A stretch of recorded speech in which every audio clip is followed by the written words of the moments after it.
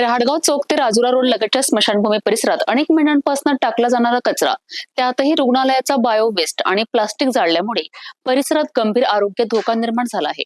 याच पार्श्वभूमीवर नगरसेविका सुरेखा लुंगारे यांनी मनपा आयुक्त सौम्या शर्मा यांना निवेदन देत तत्काळ कारवाईची मागणी केली आहे। राहडगाव चौक ते राजुरा रोड स्मशानभूमी लगतच्या जागेवर गेल्या अनेक महिन्यांपासून शहरातील कचऱ्याच्या गाड्या रोजच्या रोज रिकाम्या केल्या जात आहेत। याच कचऱ्यांमध्ये प्लास्टिक बरोबरच हॉस्पिटलचे इंजेक्शन, सलाईनच्या बाटल्या आणि इतर बायो वेस्ट सहजपणे टाकला जात असल्याचे समोर आले आहेत। त्याहूनही धक्कादायक बाब म्हणजे रोज रात्री अज्ञात व्यक्ती येऊन या कचऱ्याला जाणून बुजून आग लावत आहे। या आगीमुळे उठणारा विषारी धूर संपूर्ण परिसरात पसरत असून नागरिकांचे आरोग्य धोक्यात आले आहे। येथे मुक्तपणे फिरणाऱ्या गाई म्हशींच्या जीवालाही गंभीर धोका निर्माण झाला आहे।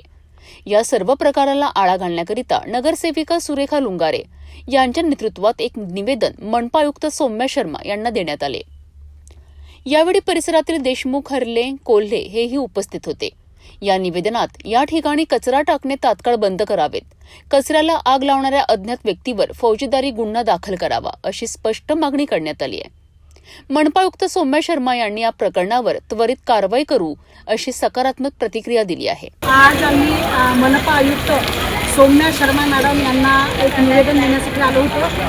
PDMC प्रभागातील जो राहडगाव चौकीच्या जवळ सातबंगल्याच्या जवळ जी स्मशानभूमी आहे, त्या स्मशानभूमीवर वारंवार खूप मोठ्या प्रमाणात कचरा टाकला जातो। केवळ कचराच नाही तर त्याच्यामध्ये हॉस्पिटलचं जे वेस्ट आहे ते सुद्धा त्या कचऱ्यामध्ये असतं आणि तिथे ढीकच्या ढीक लागलेले आहेत आणि वारंवार तो कचरा तिथे पेटवला जातो आणि त्या पेटवल्यामुळे त्याच्यामध्ये प्लास्टिक्स आहे, इंजेक्शन्स आहे, त्याच्यामुळे तो विषारू धूर होऊन संपूर्ण तिथल्या राहणाऱ्या जे रहिवासी नागरिक आहेत त्यांना खूप मोठ्या प्रमाणात त्रास होत आहे आणि त्यांच्या आरोग्याला धोका आहे।